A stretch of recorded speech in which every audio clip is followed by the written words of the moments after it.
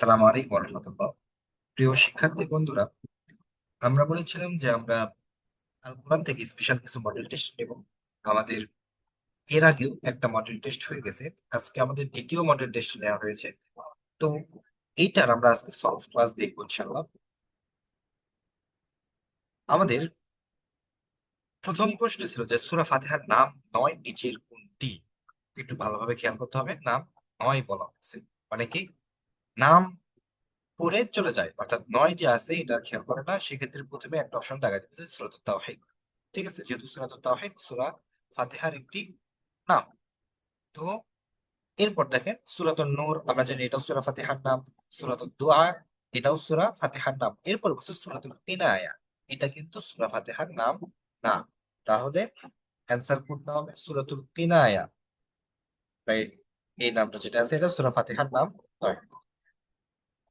২ নম্বর প্রশ্নে বলা হয়েছে ওয়াউফু বিয়াহদি উফি বিয়াহাদিকুম ওয়া ইয়্যায়া ফারহাবুন। আয়াত হচ্ছে বিআহদিকুমের কুমের মার্জাকে। তো আয়াতে আল্লাহ তাআলা বলতেছে ওয়াউফু, আর তোমরা পূরণ করো, বিয়াহদি তোমাদের কৃত ওয়াদা, উফি বিয়াহাদিকুম তাহলে আমিও তোমাদের সঙ্গে যে ওয়াদা করেছি এটা পূর্ণ করব। ওয়া ইয়্যায়া ফারহাবুন, এবং আমাকেই শুধুমাত্র ভয় করো।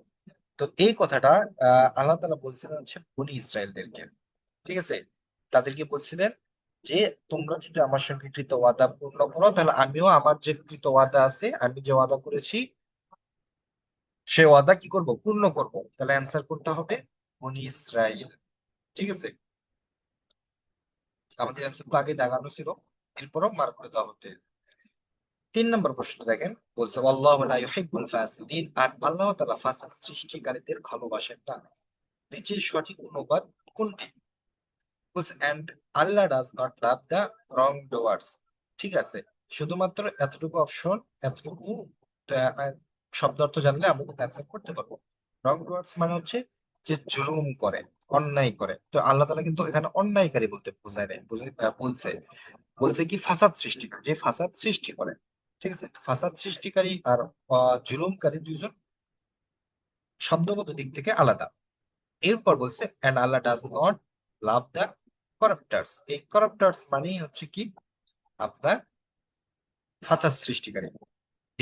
সি নাম্বার অপশনে বলছে and Allah does not love the transgressors, অর্থাৎ এই ট্রান্সগ্রেসর্স এর অর্থ হচ্ছে সীমা লঙ্ঘন করা। তো আল্লাহ তাআলা কিন্তু সীমা লঙ্ঘনের কথা বলে নাই।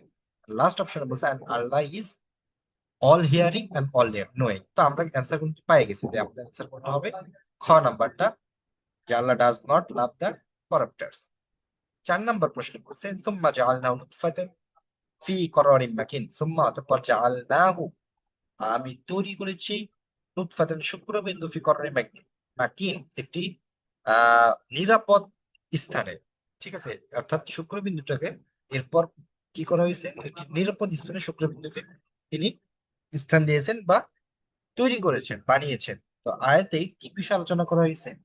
এটাতে কিন্তু অ্যাটমিক মডেল, প্রাণীবিদ্যা অথবা আণবিক গতি সংক্রান্ত আলোচনা হয় না। এখানে ভ্রূণের যে একটা বিকাশ, অর্থাৎ একটা নির্দিষ্ট স্থানে মায়ের গর্ভে যে শুক্রবিন্দু তিনি তৈরি করতেছেন, লালন পালন করতেছেন, এটা নিয়ে কিন্তু আলোচনা হয়েছে। তাহলে অ্যান্সার করতে হবে ভ্রূণ বিকাশ। ৫ নম্বর প্রশ্ন বলছে যে এটা একদম মুখস্থ ছিল, যে ফাতহুল কদির কে লিখেছেন? ফাতহুল কদির আমরা জানি মোহাম্মদ আলী আশ-শাওকানি লিখেছেন।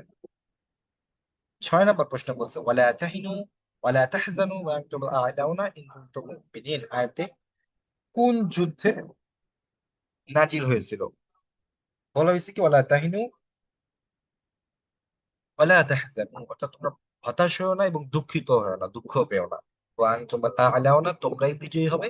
ইন কুনতুম মুমিনিন, যদি তোমরা মুমিন হও। এই কথাটা বলা হয়েছিল উহুদ যুদ্ধে। উহুদ যুদ্ধে যখন প্রথম দফায় কি হইলো, মুসলিমরা যখন ছিন্ন বিচ্ছিন্ন হয়ে গেল,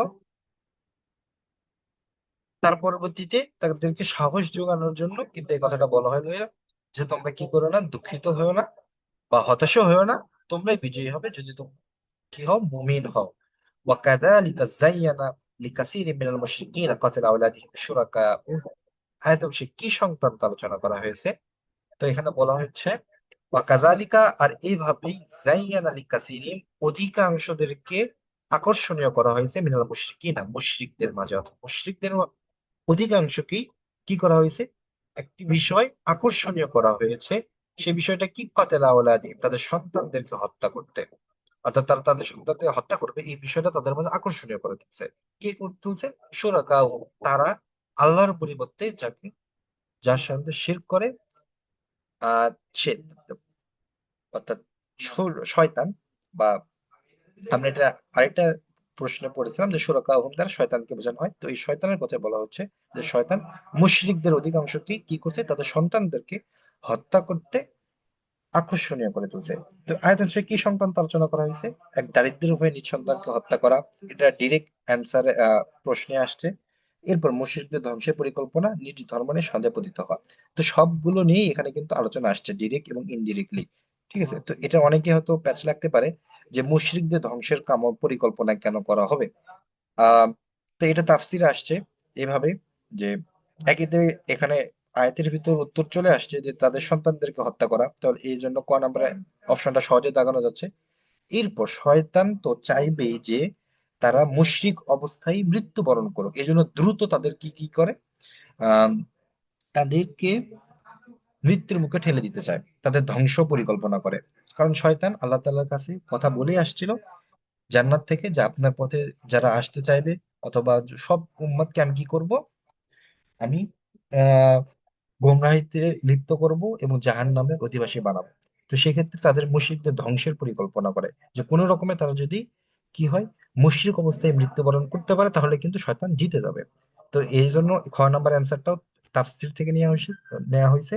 আর গ নাম্বারে যে নিজের ধর্ম নিয়ে তাদের ভিতরে সন্দেহ ফেলায়। ঠিক আছে, সন্দেহের ভিতরে পড়ে গেলে কিন্তু তারা তখনই কিন্তু শিরকটা করে। এজন্য অ্যান্সার হবে কোনটা, সবগুলো।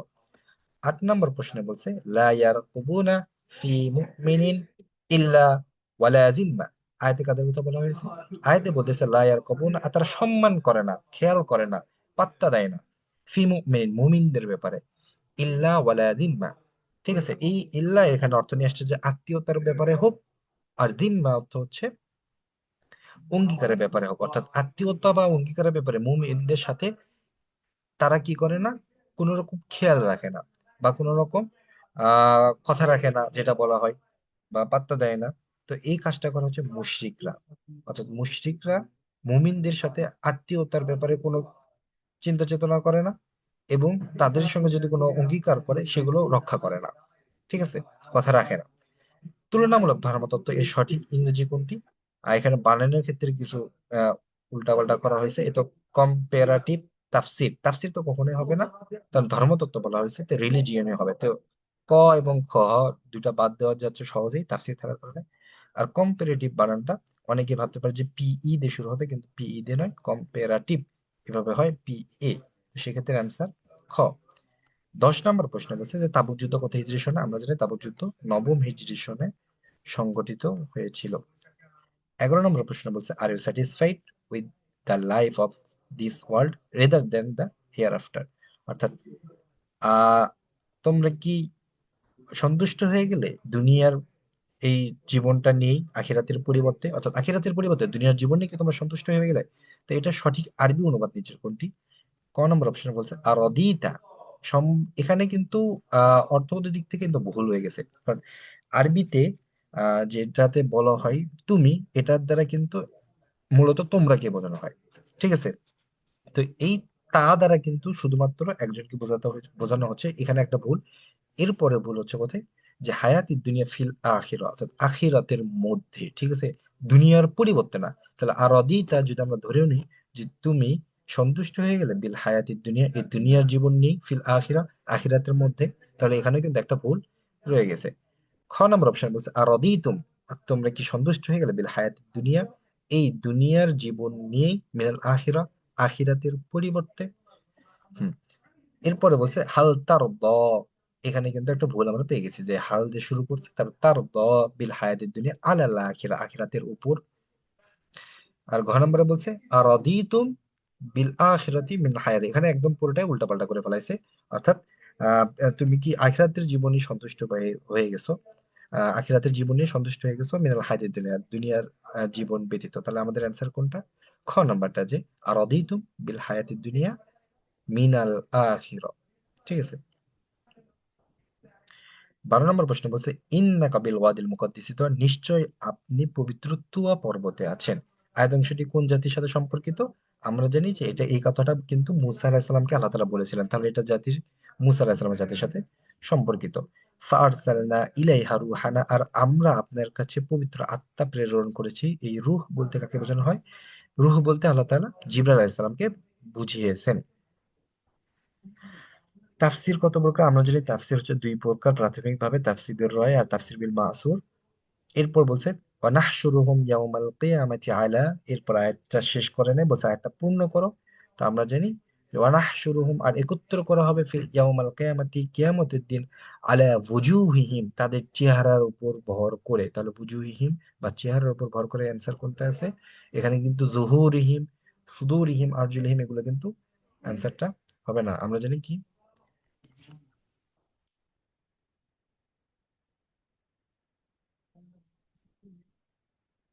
তাহলে অ্যান্সার আমাদের ঘ। এরপর হাদিসের ভাষ্য মতে কোন নামাজে ফেরেশতাদের পালা বদল হয়? আমরা জানি ফজর এবং আসরের নামাজে ফেরেশতাদের কি হয়? পালা বদল। হ্যাঁ, তাহলে অ্যান্সার হবে হচ্ছে ঘ। প্রথমে শুধু ফজর দেখে ফজরে কিন্তু দাগাই দিয়ে না, শেষে কিন্তু দুইটা অপশন দেওয়া আছে, এটা দিয়েও খেয়াল করতে হবে। 17 নম্বর প্রশ্ন বলছে ওয়ামা জাআলনা রুয়াল্লাতি আরাইনাকা, আয়াতে রুইয়া দ্বারা উদ্দেশ্য কি? ওমা জাআলনা, আর আমরা আপনাকে দেখিয়েছি, আহ আর রুইয়া দৃশ্য, আল্লাতি আরাইনাকা, যা আপনাকে দেখানো হয়েছে। ঠিক আছে, আর আমরা ওই দৃশ্য আপনাকে দেখিয়েছি, এমন একটি দৃশ্য। এই রুইয়া বা দৃশ্য, এই দৃশ্য বলতে কি বোঝানো হয়েছে? কিয়ামতের ভয়াবহতা না, কিয়ামত তো এখনো আসে নাই, তাহলে ভয়াবহতা দেখার কথা না। তারপর দুনিয়ার চাকচিক্য বা জিনদের উপস্থিতি, এটা মূলত মিরাজকে উদ্দেশ্য করা হয়েছে। অর্থাৎ রাসূল সাল্লাল্লাহু আলাইহি ওয়াসাল্লাম মিরাজে গিয়ে যে দৃশ্যটা দেখেছিলেন, এটার দিকে ইন্ডিকেট করা হয়েছে যে আমরা আপনাকে আর ওই যে দৃশ্য আপনাকে দেখিয়েছি। ওয়ালাউলা রাহতুকা লারাজামনাকা, আয়াতের কায়ের মার্জাকে এখানে বলা হয়েছে ওয়ালাউলা, আর যদি তোমরা না হতে, তুমি না হতে, রাহতুকা, আহ তোমার গোত্র যদি না থাকতো, লারাজামনাকা, তাহলে তোমাকে পাথর মেরে মৃত্যু, উম, হত্যা করা হইতো। তো এই কথাটা হচ্ছে শোয়েব আলাইহিস সালামের জাতি তাকে বলছিলেন যে শোয়েব আলাইহিস সালাম যদি তার জাতি না থাকতো বা তার গোত্র না থাকতো, তাহলে শোয়েব আলাইহিস সালামকে তার কওম কি করতেন? পাথর মেরে হত্যা করে ফেলাইতেন। তো সেক্ষেত্রে অ্যান্সার হবে 18 ঘ। সূরা মুমিনের অপর নাম কি? আমরা জানি সূরা মুমিনের অপর নাম হচ্ছে সূরা গাফির। এরপর লাকাদ কাযযাবা আসহাবুল হিজরিল মুরসালিন, আয়াতে কোন জাতির কথা বলা হয়েছে? তো আসহাবুল হিজর বা হিজরের অধিবাসী বলতে আমরা কিন্তু অ্যান্সার করতে পারবো, এটা হচ্ছে সামুদ জাতিকে বোঝানো হচ্ছে। ঠিক আছে, এখানে বলছে ওয়ালাকাদ কাযযাবা, আর নিশ্চয় তারা মিথ্যা বলেছিল, আসহাবুল হিজরিল মুরসালিন, তাদের নবীকে। ঠিক আছে, তো তাদের নবীকে তারা মিথ্যাবাদী প্রতিপন্ন করেছিলেন। তো এই আসহাবুল হাজর বা হেজরের অধিবাসী বলতে আমরা জানি যে সামুদ জাতিকেই বোঝানো হয়েছে। তাহলে অ্যান্সার হবে সামুদ জাতি। তো এই ছিল আমাদের মডেল টেস্টের 2 নম্বর স্পেশাল মডেল টেস্ট। তো আগামীতে যে আবার যদি কোনো স্পেশাল মডেল টেস্ট নেওয়া হয়, সেটাও আমরা এভাবে সলভ করবো ইনশাল্লাহ। তো আজকে আমাদের এখানে বিদায় নিচ্ছি। আসসালামু আলাইকুম রহমতুল্লাহ।